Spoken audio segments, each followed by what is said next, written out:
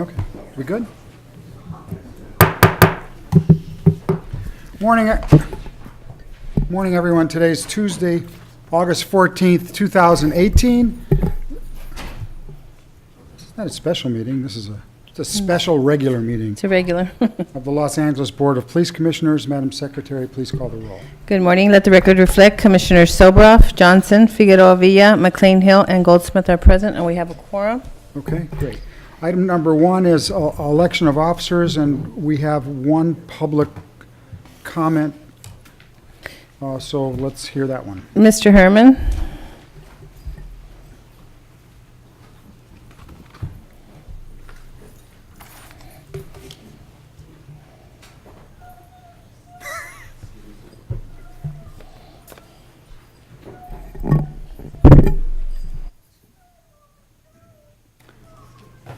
Are we on it? You ready, Mr. Boston? Well, regarding election of officers, an officer must meet a strict criteria when in position for a typical position. For example, in the LA Times, there was a report about a certain city that this is just an idea of what happened. You state the facts, I state the reason. So as I read, it indicated that an officer misused his authority and violated the civil rights of elections. Yeah, we're off topic, you know. And officers who You're are off- elected for positions have to be the step. That's not what we're electing as officers. We're not electing officers. We're not electing officers. We're elected, this is an election for President and Vice President of the Police Commission. Okay. Okay, so when be on message. When Ms. Cynthia McHill leaves, effectively as of today's her last day, then yes, I would demand that we appoint Wayne Spindler as commissioner to defend public interest. It will satisfy all problems. Yeah, okay, so you're off topic again, so that'll, and we'll move on now. Thank you. But I still got a minute, sir. No, you don't. You're not talking about what the topic is. Okay, we don't have any other speakers on this? We have no other speakers on this, sir. I would like to, I'd like to nominate Steve Sobroff to continue as president of the commission, please. For a second, all in favor? Aye. Anyone opposed? I would like to, I'd like to nominate Matt Johnson to continue as Vice President of the Los Angeles Police Commission for the next term, which is 1 year. Do we have a second? All in favor? Aye. Anyone opposed? Okay, so moved. Okay, we're on the consent agenda. We have speakers on items number A, B, G, and I. May we have a motion for approval of items C, D, E, F, H, J, K, L, M, and N on the consent calendar. So moved. All in favor? Aye. Okay. Speaker on item number 2A. We have Mr. Herman and Jonathan Foster Okay? and Michael Novick. Okay. Who's ever closest to the microphone, please go ahead. I don't want to keep having to wait for him to walk around. Mr. Novick? Morning, sir. I didn't want to waste your time by commenting on every item, but I'll point out again that there are tens of thousands of dollars being donated again to the Los Angeles Police Department on top of their gross use of more than half of the city funds. This particular item is for $29,000 from the Los Angeles Police Foundation. As we've pointed out time and again, there's a conflict of interest there because of Mr. Soboroff's involvement with that foundation. I'm not sure what videos these forensic video technicians are going to analyze, but they might devote themselves to looking for the 22 minutes missing from the video footage of Waukesha Wilson inside the jail when she died at the hands of the, or in the custody of the Los Angeles Police Department. And you have another $5,000 going to mounted police. You have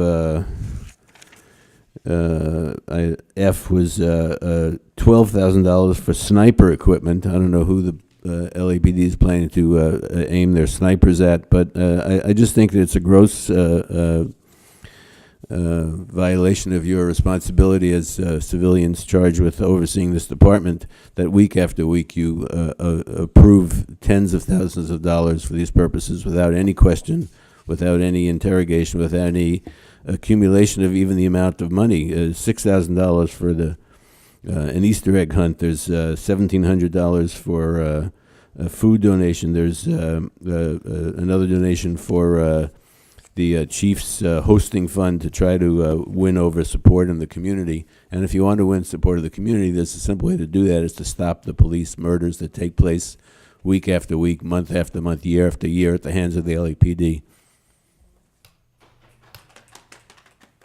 Herman? Mr. Herman? Herman has on which numbers? 42 USC Just a sec. 1983. Which numbers? He has 2A, 2B, And that's it? and 2A, 2B. That's And it? C. No, C C we've was already approved. So go ahead with A and B. Well, what is the topic of forensic videoing? We strangled one woman and we lost 22 minutes of video. We decide to take our technology to a so-called step in relative donations, which we find a conflict of interest, Mr. Inspector General Smith, for the record. You know, you can't have donators donate to an arson of people who abuse law enforcement within its department, practice, and pattern. Do you get it? I understand that very clear. Practice and pattern. Now, whether the intention or motive is to provide truth behind forensic or videoing or taking my statement for the record under 42 USC, fuck sober off, then we can understand that for this purpose, we have gross misuse of this program, policy, and program, in which, in a condition to my California Board of Psychology research of the 2018 800-page docket, you know, $29,000 will never satisfy the Los Angeles Police Foundation. As you heard before me and speakers in the past, they pointed out that this is a violent institution of criminal activity. Not to mention that Michael Moore got a nice pension for $1 President, million. the speaker's Off off topic, topic. and time's up on this one. So Simple. let's go to number B, please. Oh, B? Yeah. B as in boy? Gotcha, boy. So, more monetary donations for $4 million from the Los Angeles Police Foundation. $4,000? I don't have my glasses on, sir. Yeah, you're right. Just a few numbers. 4,790. A developer would know exactly the amount to the penny. From the Los Angeles Foundation to be used to reimburse members of the mounted platoon. What is a fucking mounted platoon? Well, see, they park their wagons along First Street, across the street from Caltrans, and they take out these beautiful horses, and they're mounted by police officers who patrol. Now, whether they're patrolling to be police officers is one thing, but just to patrol and cruise and racial profile people in the community, I find that disgraceful. Because it's not the horse's fault that it becomes a part of the practice and pattern and policy of the Los Angeles Police Department, Mr. Soboroff, for $4,000, $790, and $64 in change. So as you see, Metropolitan Division has benefited from what? Racial profiling African Americans because they sleep on a street and they're asked to move because the topic. horse Last can't one. engage in its peaceful walk through the streets. Why do you do that, Mr. Soboroff? I got 23 fucking seconds and you right away don't warn me. You fucking want to violate the Brown Act, as Michael Hunt, the Red Chief, has indicated over and over. I can't wait to see the federal courts come in here and put a fucking marshal in here for every time you interrupt us under the Brown Act, 54950 to 54963, 42 USC. Next speaker. Okay, and then we have Jonathan Foster for 2A, 2G, and 2I. A, G, and I. Yes. Mr. Foster, sir. Good morning. Hi. Father God, thank you for today, and Father God, thank you for your son. These people think I started a prayer, I walked in praying, I'll leave praying. I know what you mean for 2A.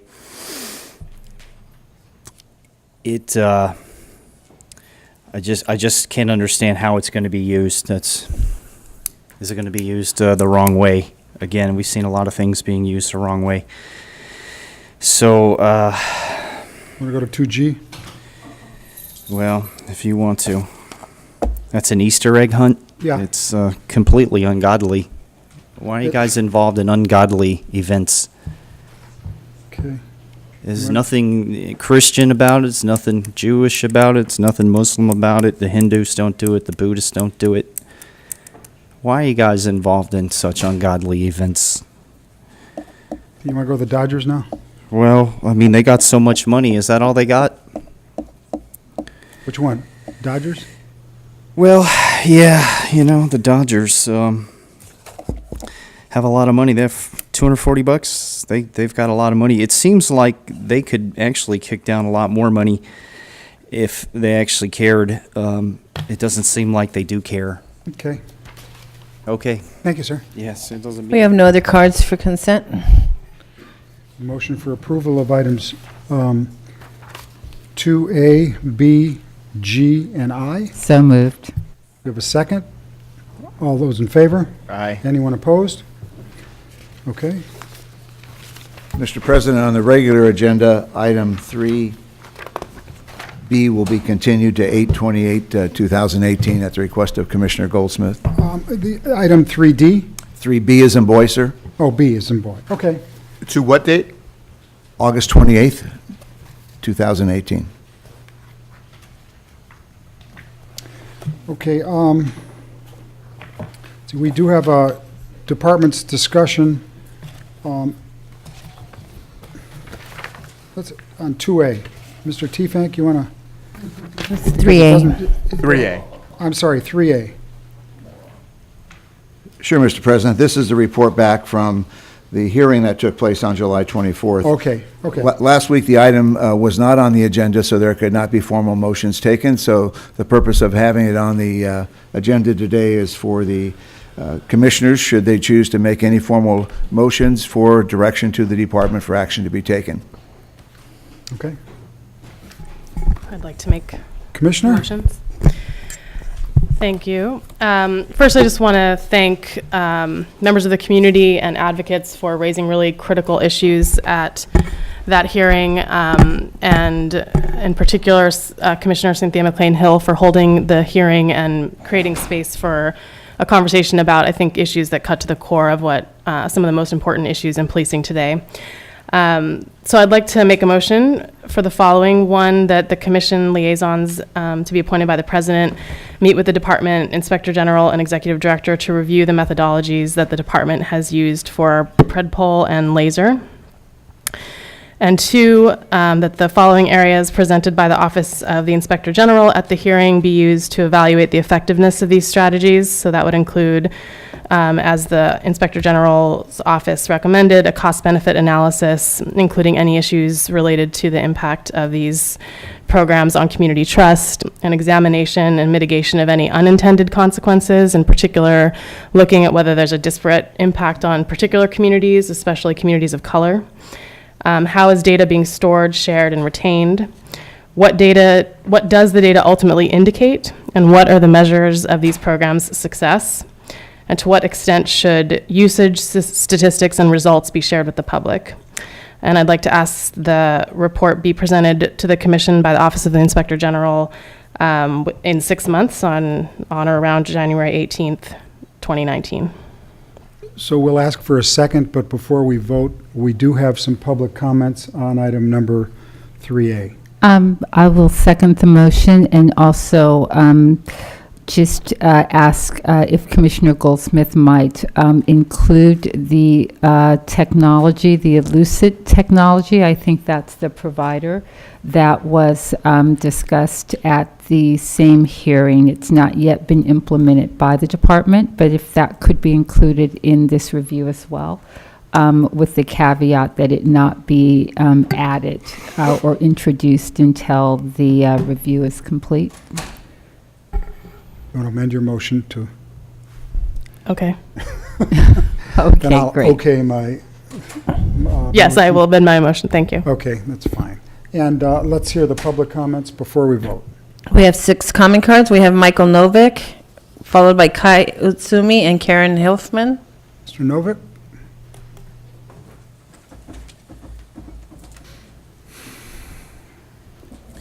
Yeah, I think it's the responsibility of the Police Commission to put a stop to all these programs, not to investigate them and to study them and to evaluate them and to measure how well they're operating.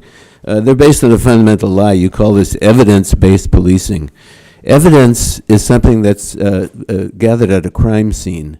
Evidence is what, after a crime occurs, you find clues and evidence. Data about people's past history, data about communities' past encounters with the police is not evidence. You're talking about predictive policing, and the one thing you can predict about policing in Los Angeles is that the police are going to kill 18 to 24 people a year. The police are going to shoot 50 people a year. So if you want to predict crime in the city of Los Angeles related to policing, the predictions you have to make are about the police department and its propensities for violence against the people that they purportedly serve. So I want to speak against the motion and urge a counter motion. I hope somebody on the board will put it forward, that all the predictive policing programs, all the evidence, so-called evidence gathering that is not evidence, but is suspicion, all the suspicious activity reports, all the license plate readers, all the drones, all the snipers and everything else be canceled immediately and cease operations. Thanks, Mr. Novick. Kai Utsumi. Morning, sir. I agree with what Michael Novak said. Why I'm against suspicious activity report, predictive policing, laser and night watch. Why they need to be rescinded and abolished now.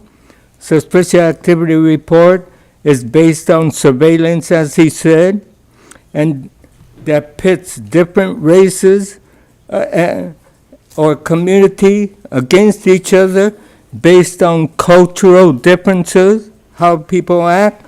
The black population has less than 10% of the population, but were reported over 30% as being suspicious, having the suspicious conduct. And mainly how they dress, how they conduct themselves, that's culturally different from the people that reported the suspicious activity report. Cultural, civil society differences. This is racial profiling, pitting black people as criminal and putting them on the criminal database because the suspicious activity report is a form of criminal data. Otherwise, why would the LAPD have such a program? It's racism. Dismantle suspicious activity report, Iowa prediction. Stop focusing on the black and brown communities as criminal, overwhelmingly occupying their communities with the LAPD police force. Thank you, sir. Thank you. Karen Hilfman, followed by Gina Viola. I too want to support what Michael and Kai have said, and anything short of dismantling the predictive policing, PredPol, laser, and the suspicious activity reports is unacceptable. And we're also calling for a historical audit to identify where harm has already been done in Black and brown communities to redress these issues. We all know already from overwhelming evidence that it's problematic when police go into Black and brown communities. And we also know how historically racist police forces have been, going back to their origin as slave patrols, and more recently, disproportionately targeting these communities under the cover of the war on drugs. This isn't unique to LA, but LAPD's predictive policing tactics do nothing but reinforce and perpetuate these problems and injustices. Even the National Academy of Sciences has expressed great skepticism about behavioral surveillance, data mining, saying it will lead to false positive results, invasion of privacy, misuse, and abuse of data. We assert that what's resulting are egregious human rights violations and also a perpetuation of a tale of two cities in Los Angeles. Thank you. Next speaker. Gina Viola, followed by Hamid Khan, John Avalos, and Laura Smith. Morning. Morning. I further what my colleagues have said and demand the immediate dismantlement and rescinding of the LAPD suspicious activity reporting and predictive policing programs, including PredPol and Operation Laser.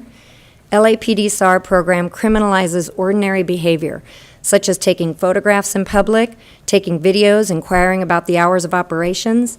The iWatch, See Something, Say Something program is a license for racial profiling.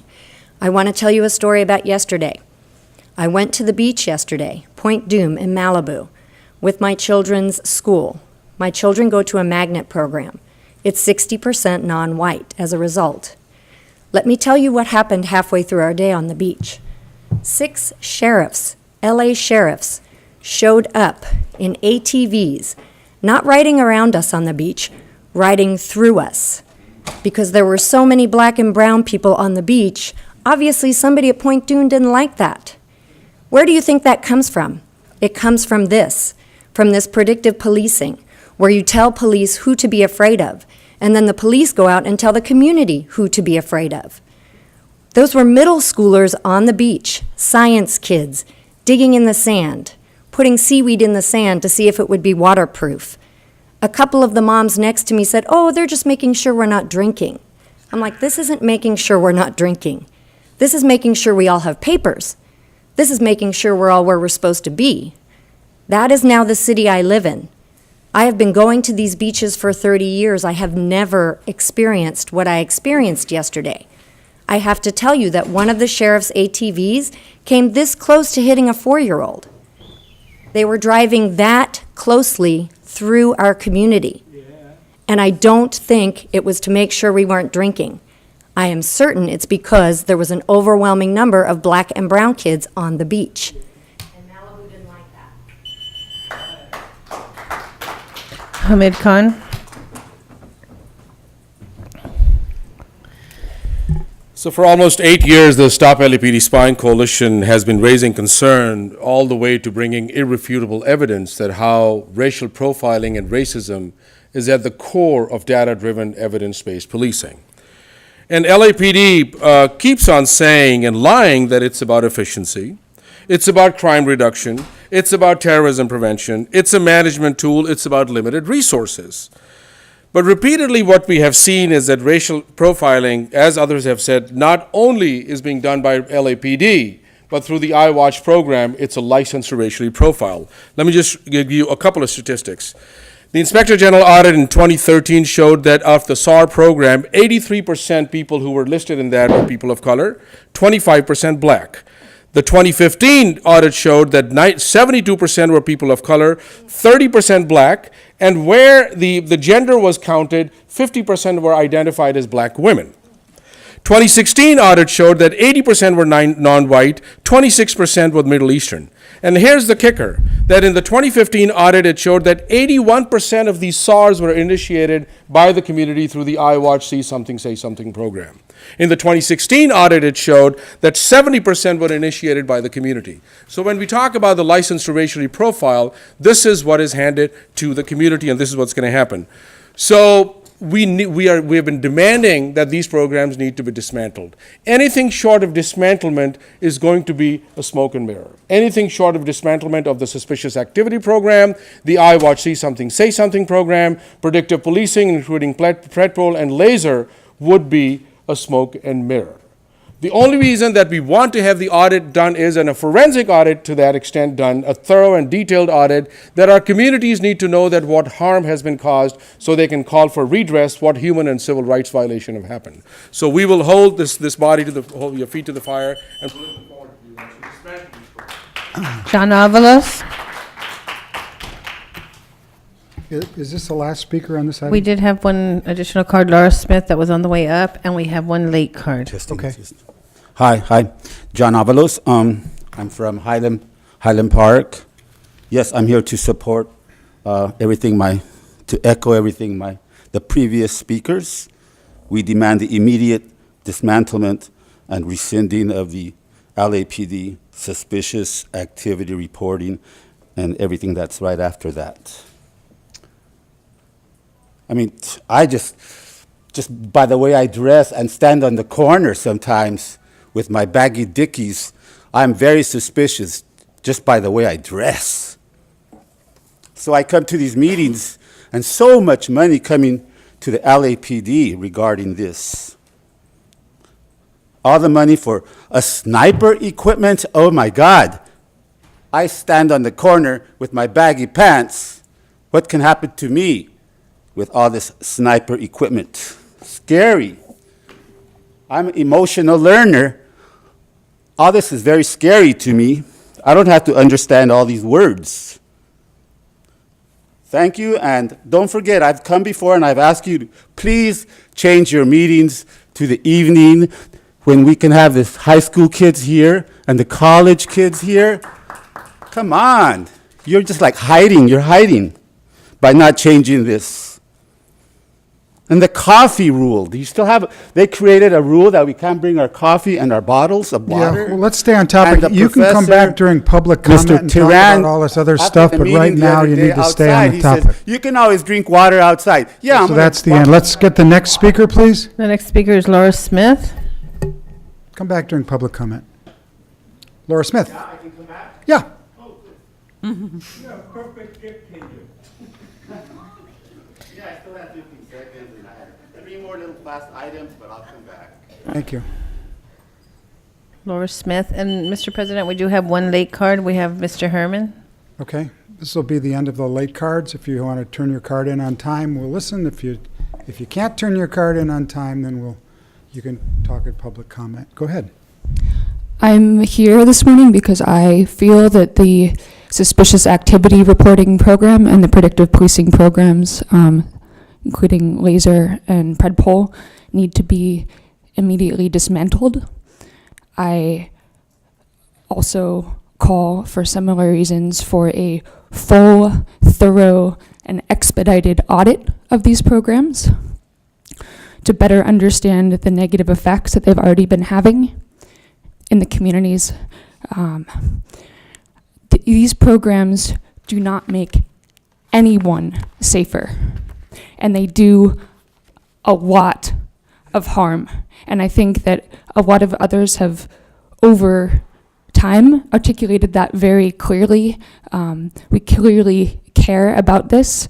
I was present for the hearing a few weeks ago in City Hall. Was there for 3 hours and didn't have the opportunity to speak, so I'm back now to say that I stand in solidarity with the demands of the Stop LAPD Spying Coalition, and these programs need to be immediately dismantled and rescinded.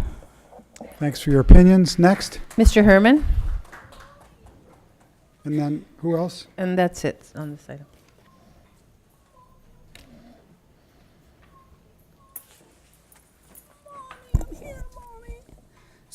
mommy in support of Michael and Mr. K and the young woman and all those who participate to talk about how ineffective this department uses its practice and pattern. Yes, I'm in support to dismantle this process of yours.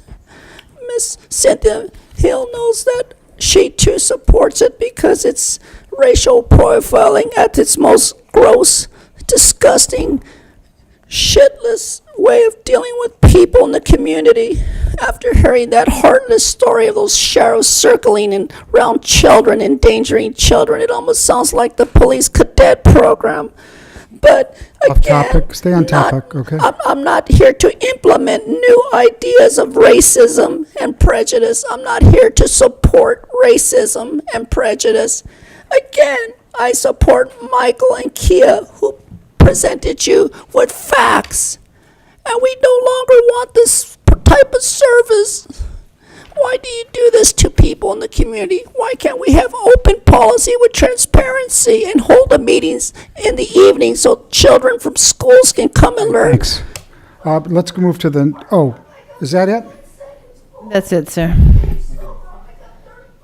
No, you don't. You're off topic, and I'd give you a warning. So I'm going to ask you to leave the microphone. If not, I'll ask you to leave the room. Got a choice?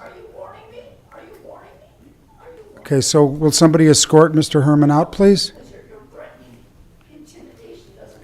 Thank you.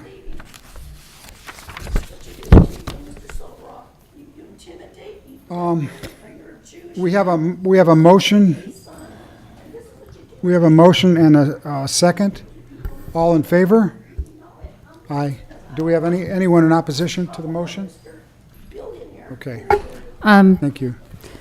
Yeah, I would also like to,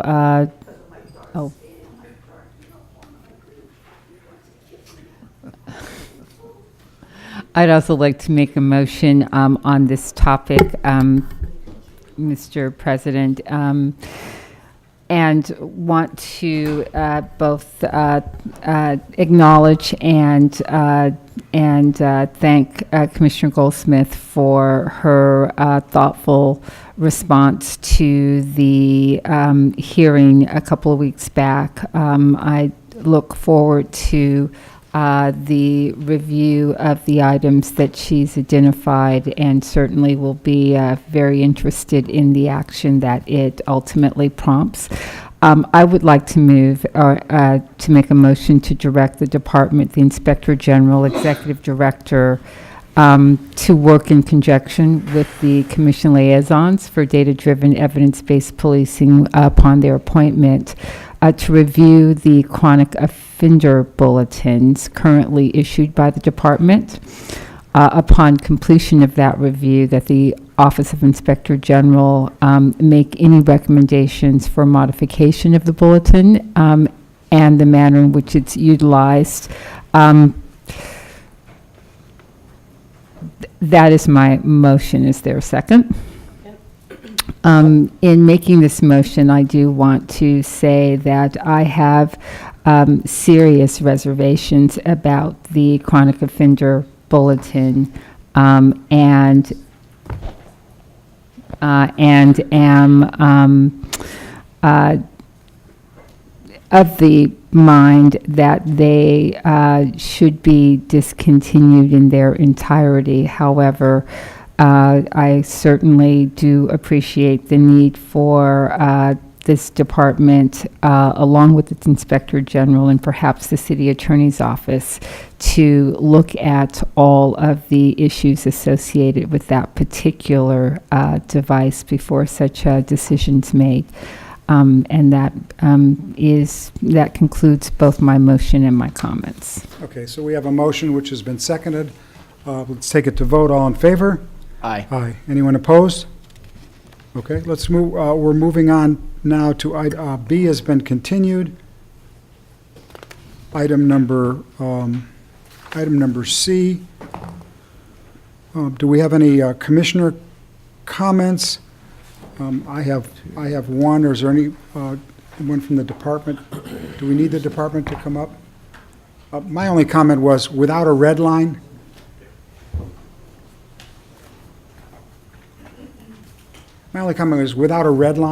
it's hard to see what the exact changes were. So next time, when we get the document that we're going to approve and what the modifications were, I'd like to be able to see that clearly. Absolutely. Okay, that was my only comment. Any other I can comment? give you a Reader's Digest version of what those changes were if you're. Yeah, sure. You want to do that? So essentially, if you recall back in, I believe it was November of 2016, the Inspector General's office and the Police Commission asked us to review the protocols for our general training update as well as our behavioral sciences services protocols when an officer was involved in a shooting. And so we did that. We undertook that review. We looked at best practices nationwide, and ultimately we met with the union, the league, and we went through a meet and confer process. And we'll be meeting formally with our employees following an officer-involved shooting 3 times. Also, the employees will be held out of the field for 14 days to ensure that they have that opportunity to see behavioral sciences services and have any services thereafter. So that's essentially the nuts and Those were bolts the of the changes. And the training by, Oh, absolutely. And the general training update previously could have been conducted by the area division training coordinators, and with the new process, everything will be conducted by training division, so there's one singular point of contact. And to ensure that we have continuity, the bureau training coordinators and the area training coordinators will be participating in that training to make sure that everything that's being discussed as it relates to the policy, to command and control, de-escalation, is all consistent from the beginning throughout the entire process. Okay. Do we have any questions? We have a motion for approval. We do have 3 comment cards, sir. Okay. We have Michael Novick, Jonathan Foster, and David Segal. Mr. Novick? Yeah, I think that the procedures following an officer-involved shooting resulting in injury or a categorical use of force resulting in death should include mechanisms and policy recommendations on how to avoid any further officer-involved shootings resulting in injury or any further categorical use of force resulting in death. I think the primary responsibility of this body should not be to regularly and periodically review cases of killings by the LAPD, but come up with some method or technique or procedures or policies that will stop killings by the LAPD.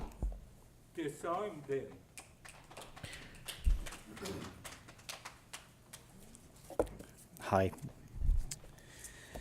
I would like to ask that when there's an officer-involved shooting that you do a blood test.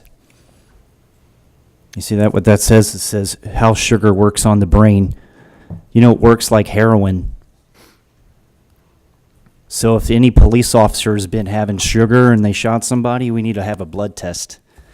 We need to know who's been smoking cigarettes, who had alcohol, how much caffeine they have in their body, because it works on the brain. It's drugs. So anytime there's a shooting, there has to be a blood test. I've asked again, where is the head-to-toe body armor so that there doesn't have to be a shooting?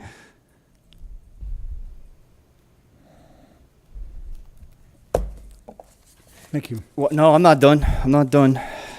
On this item that was 2C, it talked about stakeholders. You know, there's a lot of people here. There's 26 billionaires. They haven't kicked down any money to get you head-to-toe body armor so that the shootings stop. I have heard that the LAPD wishes to have a 0 shooting policy, and it's a good thing. When's it going to happen? I'm 48 years old. I could have had this done 49 years ago when I wasn't even here yet. It's STUPID, stupid. that you're going to kill somebody possibly again today, and it doesn't need to happen.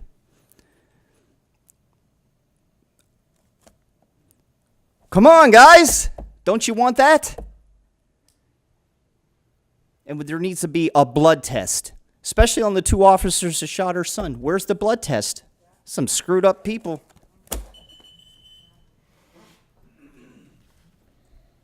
Is this the last speaker on this Yes, item? sir. Okay. Morning, sir. Morning. So I wanted to talk about how these procedures need to review how the police actions have escalated the situation, specifically as it relates to Mileta Corrado's death on July 21st. In the wake of that, Chief Moore, you said that you wanted the citizens to put themselves in the police position and think about what we would have done. And as someone who heard a high-speed chase go by and heard gunfire well before the dash cam footage that you released starts to show, that was on Silver Lake in Berkeley. That's about a mile before the dash cam footage picked up. I don't understand why that chase continued. It was already dangerous. There was already helicopters tracking it, and you already had the LoJack tracking the car, so there was no danger of that car getting away. Yet the pursuit continued.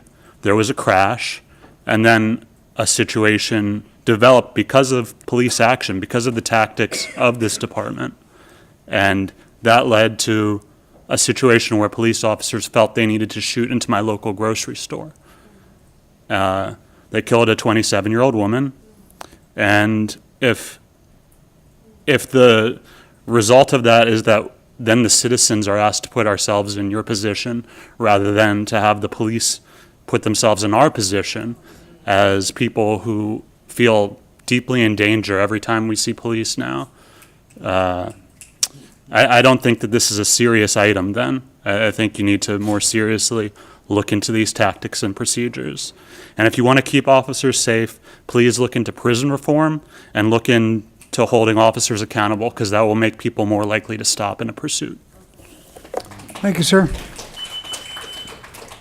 We have no other cards for this item, sir. Okay, we had we need a motion on this, So moved.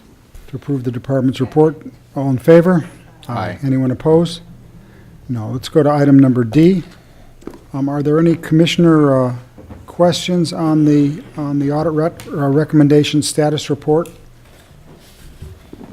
No? Okay. Do we have any public comments? We have none, sir. None? Okay. Let's have a motion to approve the department's report. I move approval of the department's report. Okay. Second. All in favor? Aye. Aye. Anyone opposed? No. Okay, thanks. Thanks, gentlemen. Thank you. Item number 4 is a report of the chief. Chief, morning, sir. Good morning, Commissioners. As to the report of the Chief of Police, I'm going to comment on 4 different items. First being significant incidences and activities. As for indulgence, I've got a bit of a head cold going on, so as I work through this. Regarding significant incidents and activities from August 7th through the 14th, last Tuesday night, the department participated in, as did many Angelinos, with National Night Out. I attended in the Silver Lake area with Mayor Garcetti, as well as with Councilman Rue and Councilman Farrell, a great evening in which Angelinos had the ability to come out and partner and communicate and talk with officers and officers with our community. We had those activities throughout the city, made it out as well as others to the San Fernando Valley with another event. And it was a very warm evening, but I have to say it was a great opportunity to talk with our communities and continue our engagement. Last Thursday night, was proud to be a participant in the celebration of the appointment of Assistant Chief Robert Arcos of the Office of Operations at a community event at Plaza del Raza in the Hollenbeck area. Again, an event attended by a number of elected officials, including Mayor Garcetti and a number of community members. And it was a wonderful evening of food and music, and opportunity just, again, to talk back and forth, but also to recognize a great leader and his, as he takes charge within the Office of Operations and leads men and women within our geographic areas. Also wanted to talk, there was an officer-involved shooting last Tuesday, actually during the course of this commission that occurred. Provide a briefing on that. It occurred at approximately 1100 hours on the 7th in the 4100 block of South Central Avenue. And at that time, plainclothes officers assigned to a joint Gang Narcotics Division FBI task force responded to the Central Inn Motel to serve a warrant and apprehend a murder suspect. During the course of their investigation at that location, the officers were confronted by that murder suspect who produced a revolver and without warning began firing rounds at the officers, which resulted in an officer-involved shooting. One FBI agent was struck by a round that was fired by this individual. The FBI agent was transported from the scene and to a nearby hospital where I'm thankful to report that he was treated for a non-threatening gunshot wound to his left hand and was listed in stable condition. The individual that the officers were there to conduct the investigation and apprehension of, who fired on the officers, he was struck by officers' rounds that were fired. He received medical care at the scene and was determined to be deceased. There was a .38 caliber revolver that was recovered from the individual, and Force Investigation Division responded, as did the members of the Inspector General's office, as well as the Office of the District Attorney, to conduct the investigation. The next matter I'd like to talk about is, in talking with my appointment, there was an initiative to launch an internal survey. So on July 4th, the department designed and implemented and launched an internal survey of its rank and file, sworn and civilian. Last Friday, we closed out that survey, and we are now pulling together the results of the 8,200 plus respondents that participated. And we will, of a total of 13,000 members of the organization, we will have those results, and I will bring them back to the commission as we begin sharing them with all the members of the organization. What was the topic? It dealt with morale and the officers' sense of purpose, sense of work, recognition, the role that they play in the organization.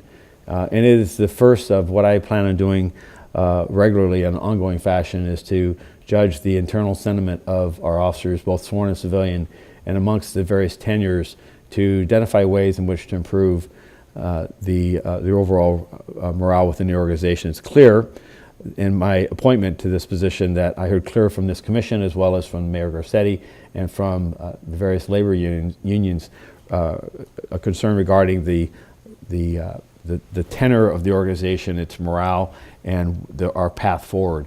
And so I believe this is one step in the right direction of beginning to capture that, benchmark that, much as a similar way that we will be doing externally in the coming months, recognizing again the Commission's concern relative to that survey instrument that we use externally.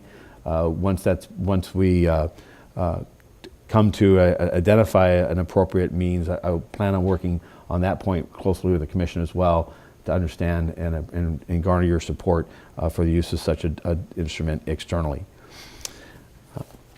Lastly, I'd like to report on our crime stats and recruitment.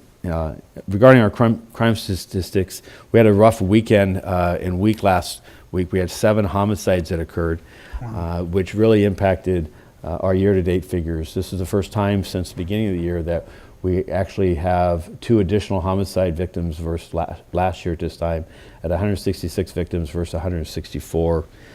What was influencing that was there were 2 instances involving a murder-suicide, as well as an additional incident involving a domestic violence, one of which was this individual that was involved in an officer-involved shooting last week. Additionally, we had, unfortunately, an additional a person experiencing homeless that died as a result of a altercation with another individual who's also experiencing homelessness.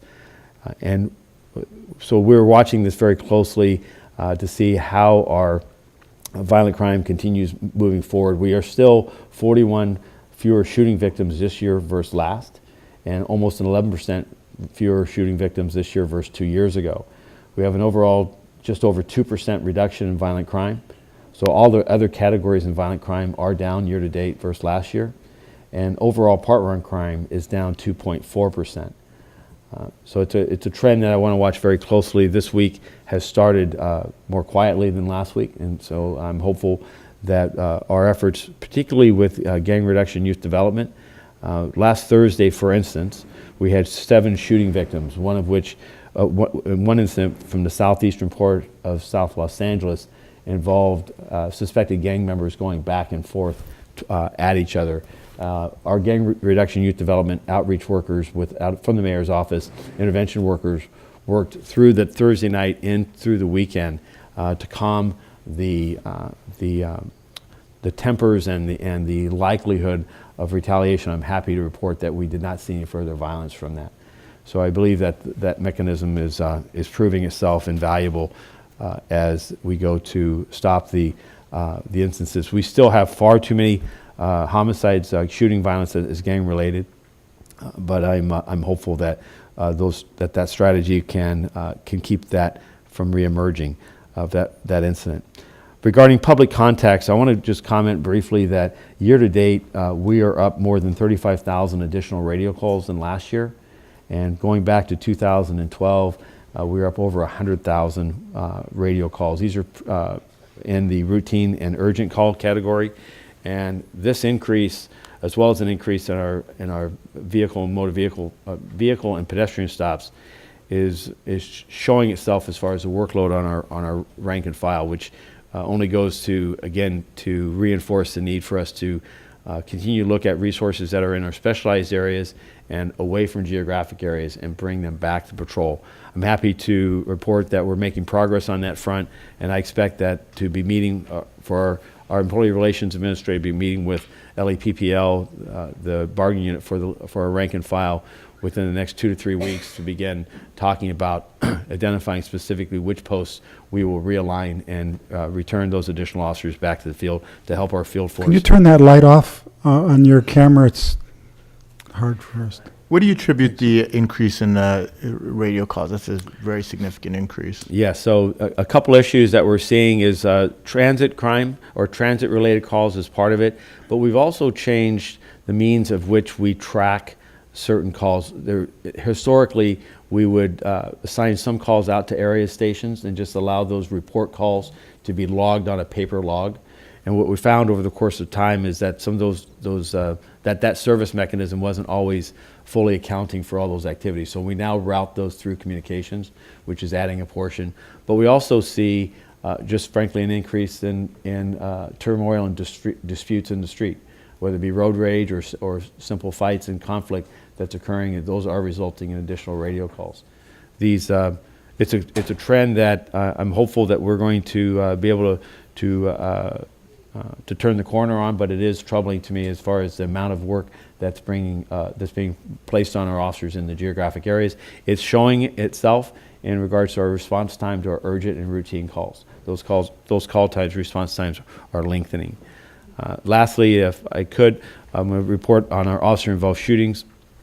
With last Tuesday's shooting, that brings our total officer-involved shootings this year to 24. That number is 10 fewer officer-involved shootings than 2017, which that number stood at 34. And our 4-year average is at 28.5. So we are seeing officer-involved shootings trending down, particularly the non-hit shootings. This year, we had 6 officer-involved shootings that did not result in a hit or striking an individual, and that number was 12 last year. So we've seen that occasion or that circumstance. Lastly, talk about traffic statistics. Our serious injuries and fatal collisions are down 1.8%. Our hit and runs involving serious injuries and fatals are down over 11%. And our motor vehicle versus PED involving serious injuries and death is down 2.3%. Regards to pedestrian deaths, those are 65 year to date versus 77 last year. So while that's an improvement, I want to point out that in 2014 that number was 65 versus 51. So we're still seeing an overall increase in pedestrian deaths, and also in our bicyclists. And so, as I said last week, our continued effort in preventing these from occurring, there is an enforcement role. There was an article relative to pedestrian enforcement last week in an op-ed. I want to clarify that less than 1% of our traffic citations are written to pedestrians across the city. However, pedestrian deaths, as many times as not, the pedestrian's actions outside a crosswalk or inattention is a contributing factor to that tragedy. So we need everyone's help in preventing these collisions. It is something that the police have a shared responsibility in taking enforcement action, but also a shared responsibility with our public in helping us keep our city streets safe. Lastly, in regards to our staffing,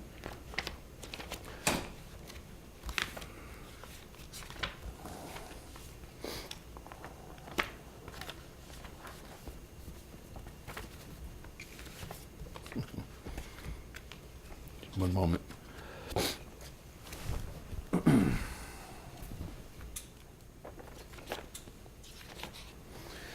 Our sworn staffing today is at 9,933, and our civilian staffing on payroll is at 2,963. Our total reserve officers is 397, and cadets are at 1,428, and we just started a new cadet class this last weekend. And Mr. President, that concludes my report. Thank you. Do we have any commissioner questions, comments, or do we go right to public comments? Do we have any public? Go ahead. Sorry. I would like to say a word about our commissioner's departure, unless there's a time allotted for that. Go ahead.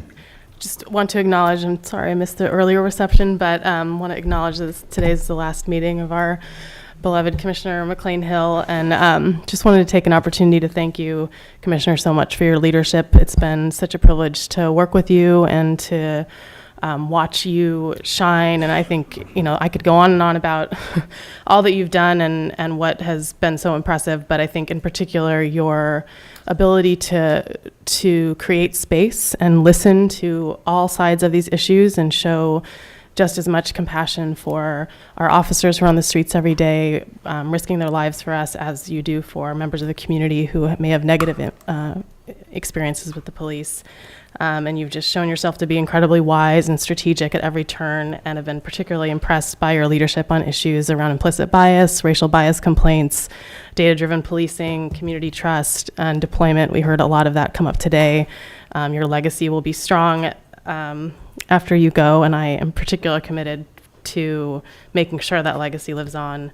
So just want to thank you for your leadership, and I guess do whatever you need to do at DWP, but we will miss you here. Yeah, all the commissioners at a reception, the chief and many of the folks in attendance echoed similar thank you comments, and that were, as I I think I can sum them up in saying that we're all better at what we're doing because of your presence, and I don't want to give my whole speech again. I'll start crying again. So. No, and thank you.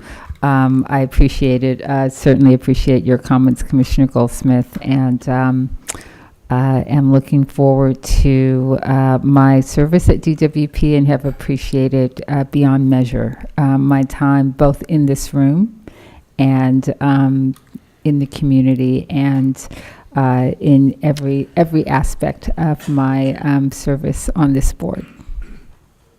Thank you. So do we have public comments on the chief's report?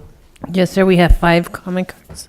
Okay. We have Everett Stembridge Sr., Michael Novick, Jonathan Foster, the Red Chief, and Valerie Rivera. Okay.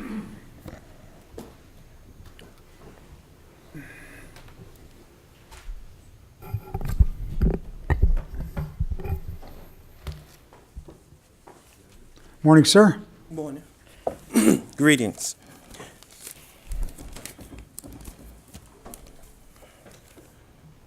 Okay, I wanted to speak towards the article in July of this year, 2018, about the vision of Chief Michael Moore One of the things they talked about was his desire to hire more black LAPD officers, which is gravely needed.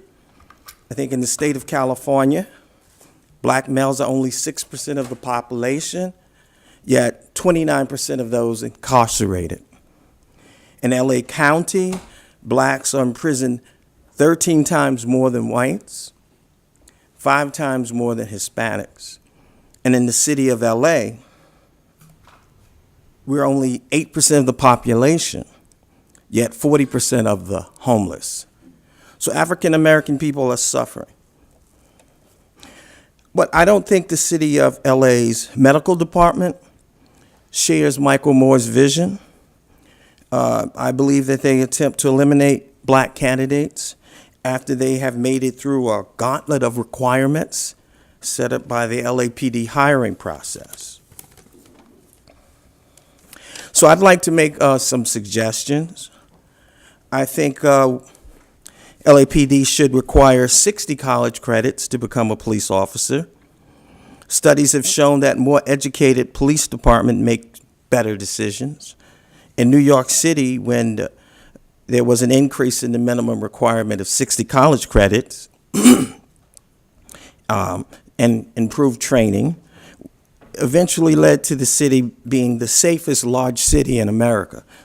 I think we need to recruit more at black colleges and neighborhoods, hire more qualified blacks in the medical department, and the city of LA medical department needs more oversight. Thank you. Thank you, sir. Did you identify yourself and your organization? I'm interested. Everett Stembridge, Multicultural Leadership Program. Thank you, sir. Thanks for taking the time. Mr. Novick? Yeah, I had a few comments and questions. I don't know if they get answered here, but it struck me that you seem to be saying that it was a positive thing that a higher percentage of the people that the police were shooting at were hit. I don't know if that's the case from my perspective. You said that there were 12 shootings that did not result in people being hit last year, and 6 or last month, versus 6 this time. You also expressed some concern about the question of the morale of the police department, and I think that that speaks to the role that the police are assigned to. The police suffer from very high rates of suicide, high rates of depression, high rates of domestic abuse. I think it relates to the fact that the police are assigned an unacceptable position of acting as an occupying army within communities and seeing the community at large as in an adversarial or almost an enemy role. The other thing, a question I have is I realize that one of the topics you're supposed to speak about is the question of reinstatement, recruitment, reinstatement, and reassignment of officers. And I've never heard anybody talk about the question of reinstatement ever here. I'm wondering whether reinstatement has to do with people having been suspended for one reason or another.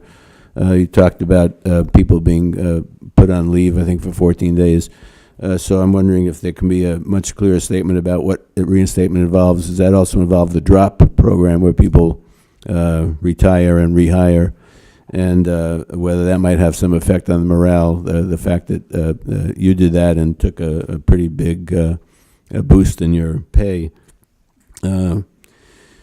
And then the last thing I would say is that I would urge you to, since you are fairly new to the position, to play a role in getting this commission to meet outside of these. Thank you, sir.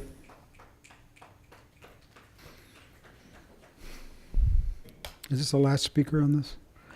We have 2 more after him. Okay. One of the reasons I'm so angry is because I love you. I mean, I love them and I love you. Are you not human? Yeah, you're human. I love you. I love all the police. I don't got to meet the one in Ohio to love him or her. So, but the thing, what he just spoke on, some of the anger and the suicide in officers. I mean, the way to take care of that is with head-to-toe body armor. And I think about, what is that going to do to an officer? They got to carry around head-to-toe body armor. the graphene that they're coming up with. Anybody know about graphene? Yeah, go check it out on YouTube. It's old. It could have been around a long time ago. But I got to change the subject. I want to point out though, at the Trader Joe's shooting, the officer did wound the suspect, but he killed somebody else. So all bets are off. It's SUCKS. Sucks. That sucks. It does. Nothing good happened. It's unfortunate. Nothing good took place. The significance of shooting a gun is like dropping a nuclear bomb on somebody. So it's got to stop. It's just got to stop. This place can be the leader. These people, we would all feel real good if we were just, if the only thing that happened was the other people were shooting. And you could walk right up to the guy with the gun, he's shooting you, and nothing's going to happen to you. And then you could knock the shit out of him. Excuse me for swearing. Pardon me. You could knock the crap out of him. Put the handcuffs on and get rid of it. And then maybe some of your officers wouldn't be suiciding themselves. The reason why I know is I've suffered from PTS since I was 4 years old. I deal with suicide on a second-by-second basis, and I'm still alive, 48 years old. I plan to live till I'm 150. The Red Chief.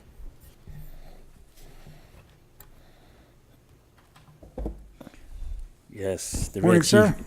Good morning, the Red Chief Hunt. I want to talk about leadership and responsibility of everybody up here along with LAPD because it trickles down.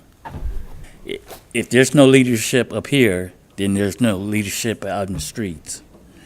And you got to be aware of what you do. And the reason why I say that, because you have to follow the law at all costs because people are looking at you. And if you guys don't follow the law, the officers is not going to follow the law. You guys set the examples all up here. So I'm kind of disappointed in a few things. Number one, that bullets are flying with no accountability. Like you said at Trader Joe's. You guys got to have accountability for them bullets. Number two, being more responsible for what's going on. You don't always have to shoot, and you can wait for the suspect to come out and things like that. It was a good example when the sheriff department was trailing his car, and it was up in Hollywood and things like that. They let the car stop, and then they went to go get him. They didn't try to crash into him and do a whole bunch of BS and stuff like that. So the accountability for the Los Angeles Police Department is kind of at its lowest activity right now. But in South Central LA and people that's getting shot and things like that, in the black and brown communities, you guys need to be aware of that because everybody don't have to end up dead. Shooting a person in his back don't make any sense to me. I mean, if they're running, let them run to their destiny and then go back and pick them up. But you guys got to know, you guys got to be aware that everybody's watching you guys. And it don't make any sense to shoot anybody in his back, and it doesn't make sense for the commissioner to find it okay. This is a whole board of people done by decisions. Valerie Rivera.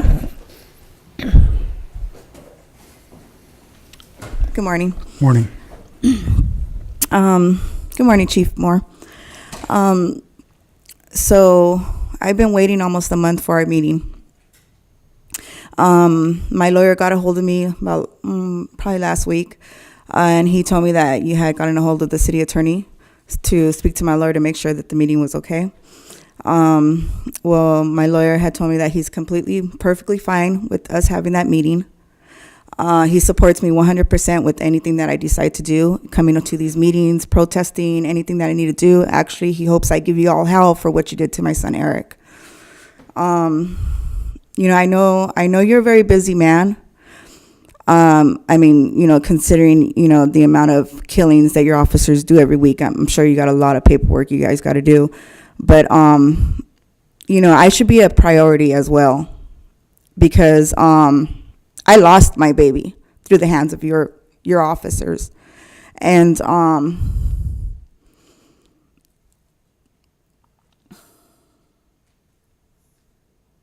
you know, I don't have the, you know, I know you're probably not going to do anything to those cops. I know Charlie Beck specifically put you in his seat because you're mimicking him. You're going to copycat him. And, you know,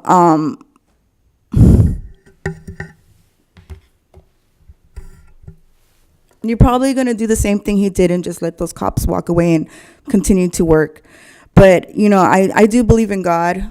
I have a lot of faith. And, you know, the only thing that I can continue to do is keep praying and keep hoping that, you know, you might make an exception this time, because Eric shouldn't have died like that. He shouldn't have even been shot. And You want to use your public comment period now? Okay. Yeah, okay, thank you. Go add another 2 minutes, please. Thank you. And those officers made so many mistakes. And at the end of the day, they're going to cost this department millions and millions and millions of dollars. And who's to say they're not going to kill somebody else? This is blood on all your guys' hands. And I don't understand how you guys pride yourself in working in this department, but you guys are allowing murderous cops to continue to go to work.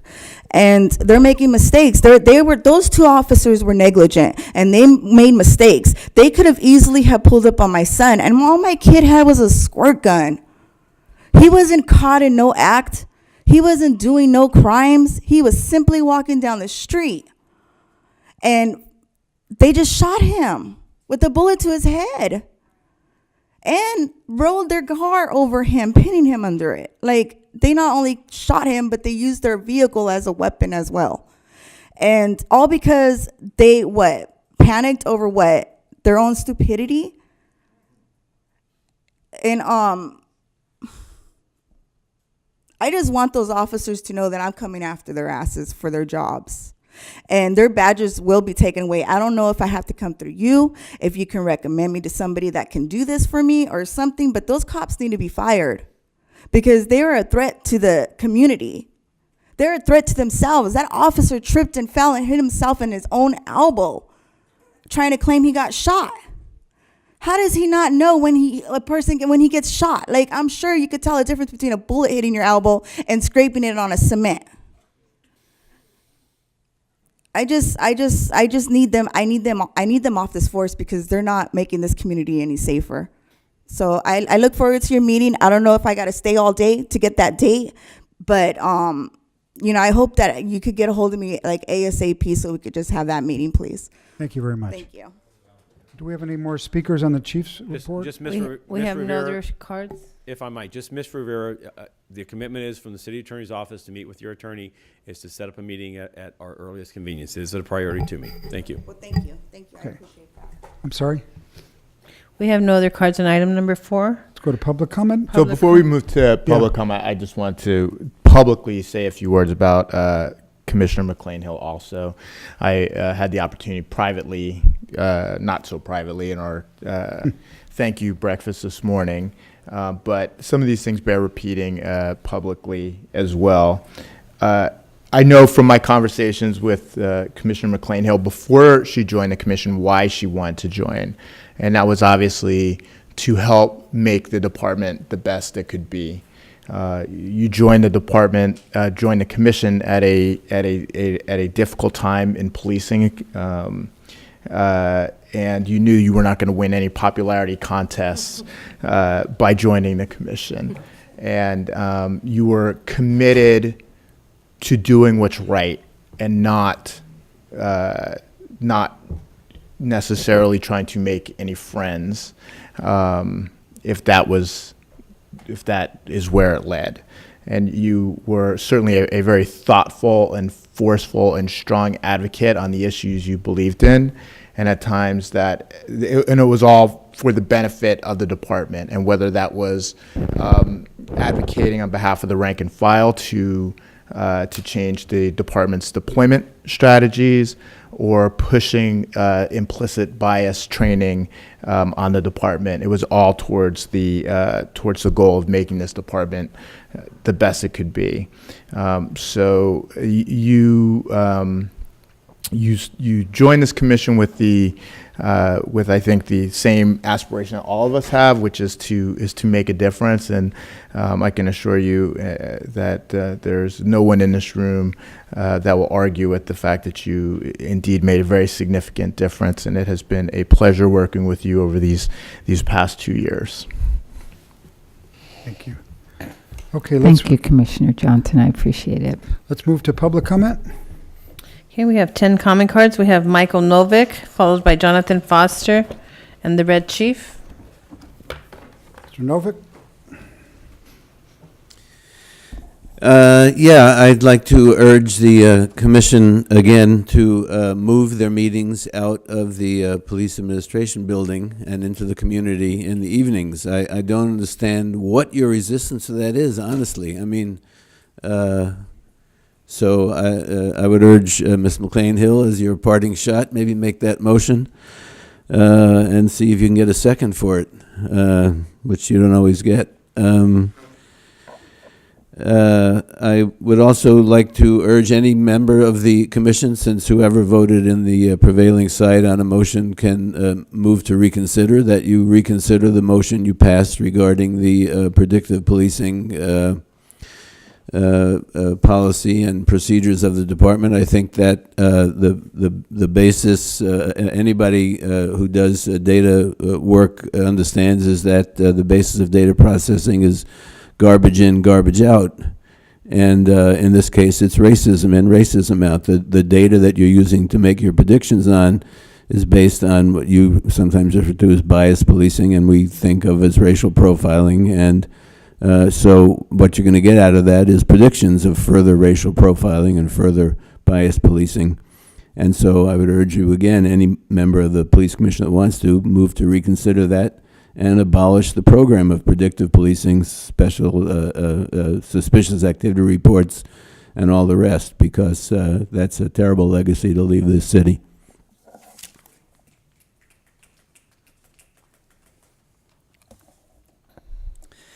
Hi, 2 minutes isn't enough time, but God does chastise the ones he loves.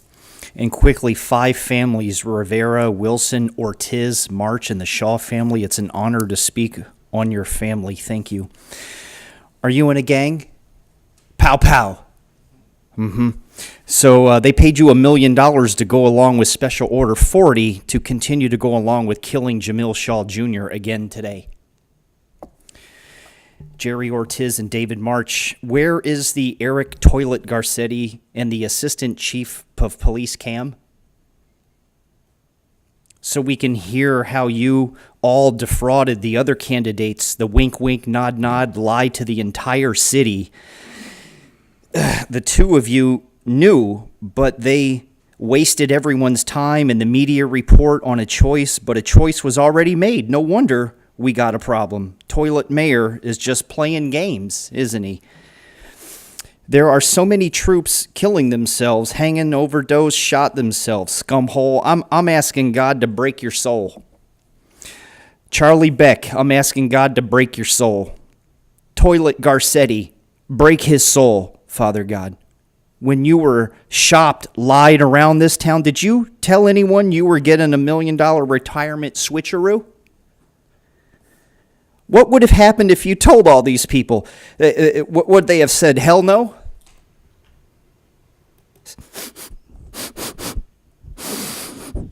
I think you're burning in hell. You got a smile on your face. Well, I mean, Charlie Beck, he can go to hell.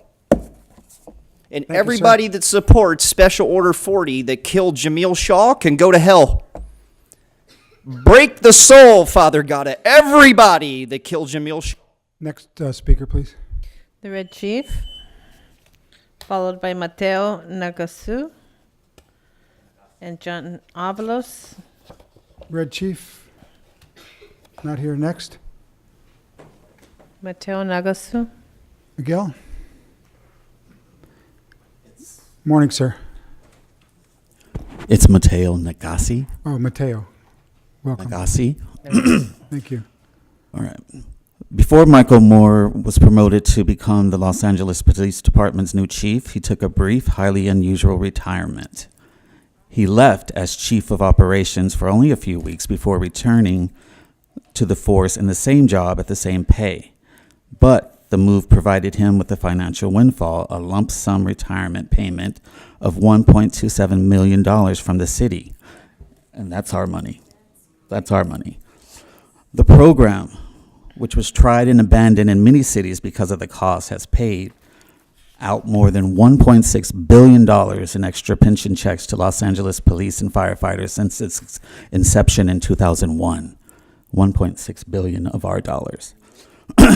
After Moore retired for 30 days, the rules required him, Moore said that he took a road trip across the country with his wife skiing at Breckenridge in Colorado and visiting a daughter in Nashville before returning to his $300,000 per year job in March of this year. The retirement also netted him $170,000 for unused vacation and sick days, city records show, and because he was officially retired for 30 days, he was able to collect his $240 per year $1,000 pension on top of his salary. That's $540,000 a year, over $500,000. Officers don't have to do extra hours or perform extra duties to receive this money. It's rewarded on longevity. It's disgusting. Moore received the money thanks to his enrollment in the Deferred Retirement Option Plan, or DROP, which pays veteran cops and firefighters their pensions in addition to their salaries for the last 5 years of their careers. The extra pension payments go into a special account that the employee receives at the end of the 5 years, so long as they formally retire for 30 days. Moore said in an interview that the plan to have him retire, then immediately. Next speaker, please. Next speaker, please. John Avalos, followed by Gina Viola and Laura Smith.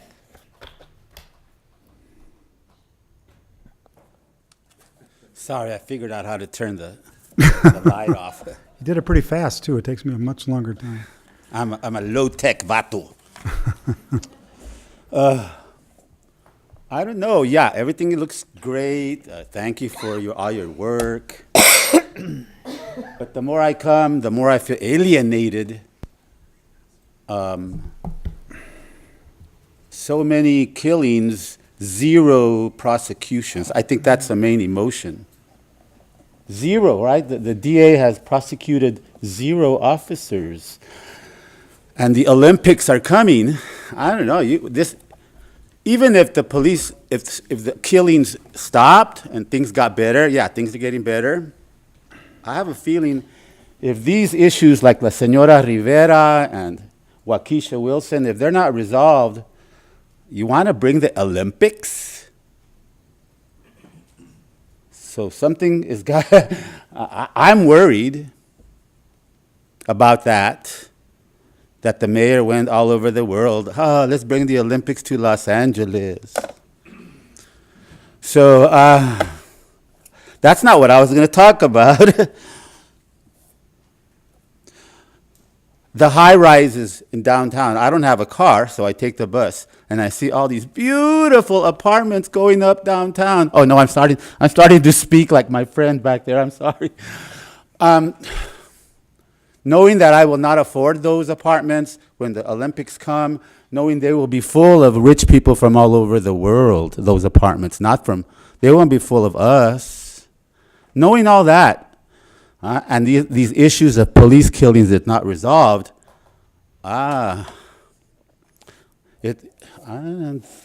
something's got to come down. 6 seconds. I think you do work for us, the attorney over there. He got upset last week. You do work for us, I think. Next speaker, please. Gina Viola, followed by Laura Smith. Predictive policing killed Eric Rivera. Predictive policing robbed Valerie Rivera of her son. Those officers went into that neighborhood being told to be afraid of children that look like Eric Rivera with a water gun. And Eric Rivera is no longer here because of predictive policing, because of racist policing. You can't control the racism within this room. How do we expect you are controlling the racism out in the community? You are not. You are not an oversight board of the police. The police sits here with you in the same line. These meetings are hostile for those of us who come to attend them. It's frightening to be here and be surrounded by police that are staring at us the entire time, waiting for us to speak. You need to have these meetings out in the community, and the police chief needs to sit before you the same as we do if you are a true oversight board. I heard no one speak today in favor of predictive policing. No one. I heard everyone come up here and tell you to get rid of it completely, and that the only audit that should be done on it is to make reparations to the communities that have been harmed by it. Did you hear the same? Thank you. Next speaker. Laura Smith, followed by Hamid Khan, Terry Akins, Jacqueline Richardson. I echo what many folks have been saying for years now, which is that these meetings are inaccessible. With your newly recent arrival, this seems like a fitting time to change how the meetings are conducted. They need to be in the evenings, not during working hours. There needs to be free parking. It's expensive to get down here, whether you're taking the subway, whether you're taking the bus, or whether you're paying. The public should not be forced to pay money to attend these meetings. And the meetings need to be in the community. So this...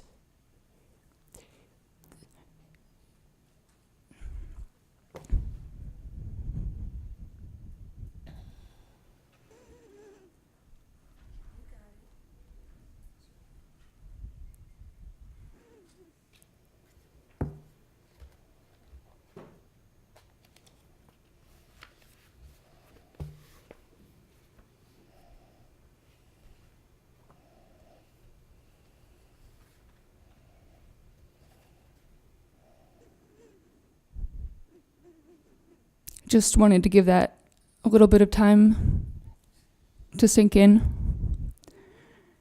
I've mentioned this before. According to the website, everyone on this board is giving over 25 hours a week to this role. Given that, it seems totally reasonable that there should be a weekly regular meeting, not a special meeting, a regular meeting that's out in the community and not completely inaccessible as these have been. Hamid Khan, please. Before you start my clock, I just have a quick administrative question. So please. So the motion that was passed, the language would be available later? Sure. At Mr. T. Fank's office? So we can send an email of that? Okay. And secondly, the SAR audit was instructed at the last week's meeting? Okay. All right, cool.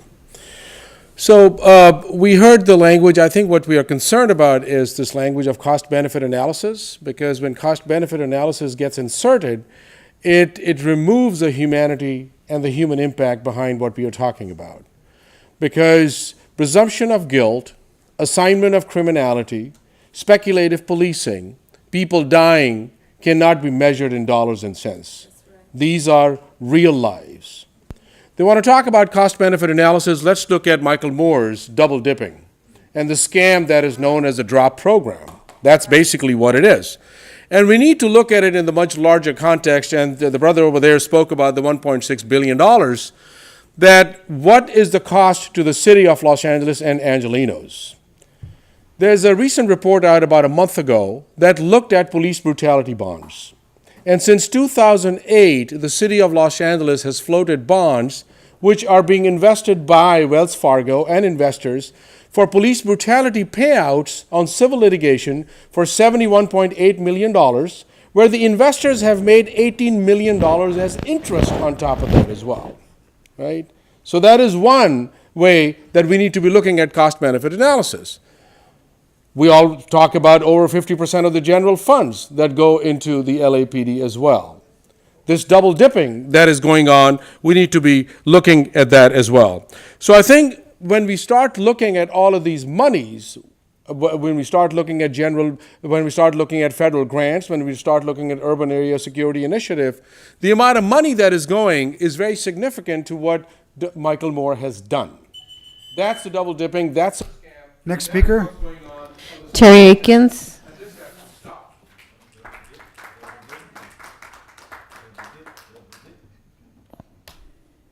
Welcome.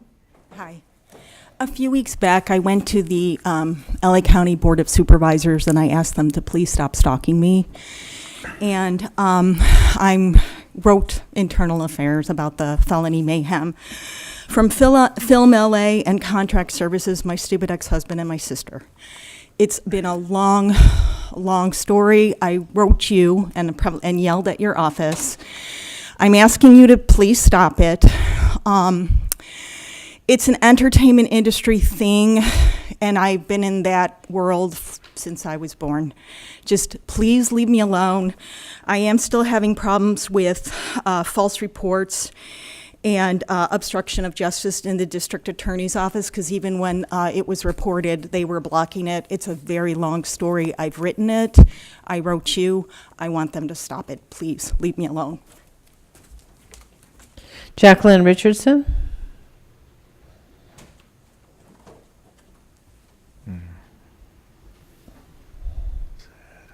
What shall we discuss?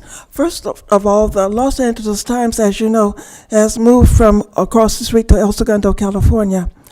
Another point, they're building underneath this building, or very close to it, 6 floors under, a tunnel that will take the train from 4th Street down to 1st Street and elsewhere. Also, you can get a map from MTA. Also, under all these major buildings downtown Los Angeles, there are 2 trains that go 6 floors under. They go under most major buildings in this area. You will have to get a map to see it. 6 floors under, not 6 feet under, 6 floors under. You have to go down about 3 flights of stairs or elevators to get to that platform of the train. Most of the trains don't go that far, only 2 of them do. And they go under the freeway over there, 6 floors under the freeway. The trains are there. You can verify that by the map from MTA. I'm not sure you know about it.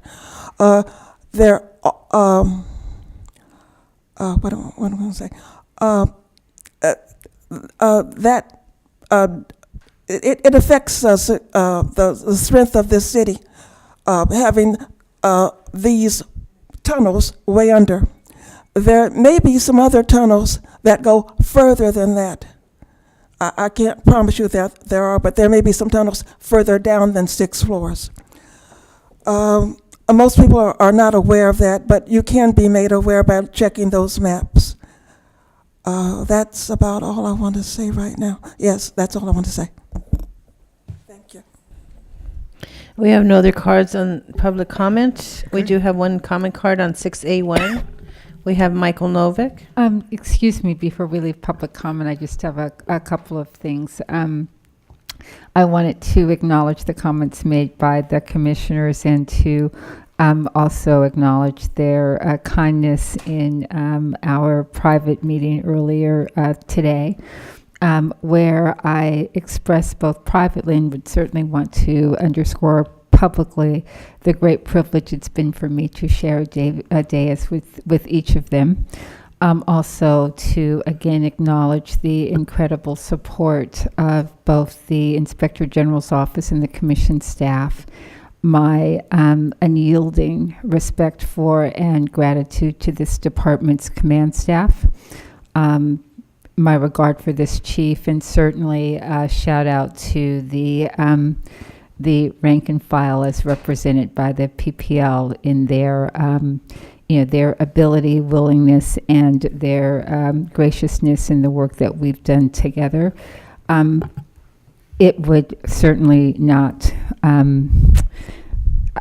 would not want to leave this commission without also acknowledging the efforts of the advocates that come into this space, both week after week, and that have also greeted me in other spaces across the city. for the contribution that they've made to my understanding of the issues that we confront as a community together, and recognize the impact that they've had on my thinking as well. And finally, just with reference to some of the matters that we've discussed today, I do want to underscore and remind the Commission that some time ago we not only passed motions with respect to community meetings, but we also indicated, for the sake of transparency, that the Commission staff would post a link to Twitter to Commission agendas and prepare a report which would identify significant upcoming reports of the Commission, the Inspector General, or the Department, with the anticipated date that they will be on the Commission agenda and the lead contact person. I raise that issue now because as of tomorrow or later this afternoon, I will be just a member of the public and no longer a member of this body, and would like to be able to track the work, and in particular the rather significant and meaningful reports that have been requested even today. And so I look forward to being able to view on a regular basis the anticipated date of completion and the name of the person that I, as a member of the public, can reach out to if I have a question or a comment. With that, I conclude my comments and just want to say thank you all very, very much. Okay, thanks. Let's go to the public comment on the closed item. 6A1, we have Michael Novick.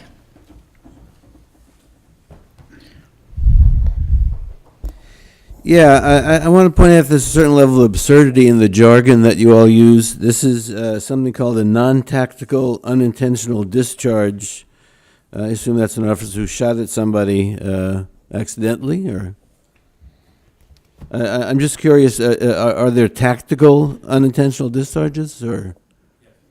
The difference is, one is, occurs a non-tactical discharge is the officer is doing a safety check on the weapon, and the weapon is fired, usually by mistake of the officer. A tactical, could be a result of during a tactical movement or moving around in a field scenario, an officer accidentally discharged the weapon. So I know it's technical to you, but okay. The bottom line is this is a weapon. This is a shotgun that was fired with the officer by accident, and the commission will be hearing that investigation and making a determination. I see. Okay, that's a little clearer. I guess my main comment is that I'm glad that there was nobody injured in that, and I'm glad that you have a week where you're not dealing with a police shooting or killing, which week after week you seem to have 2 or 3 of these. I was just in Europe visiting family, and I spoke to someone about the number of police killings that take place in Los Angeles, and they said that in the entire country of Germany last year, 7 people were shot by the police. So I just think that, you need to take seriously, more seriously than you seem to, and with more consequences than you seem to, the level of shootings that take place in this city by law enforcement and the level of fatalities that happen here. We have no other comments. The Board of Police Commissioners will now recess into closed session to discuss item number 6A1 in accordance with Government Code 54957.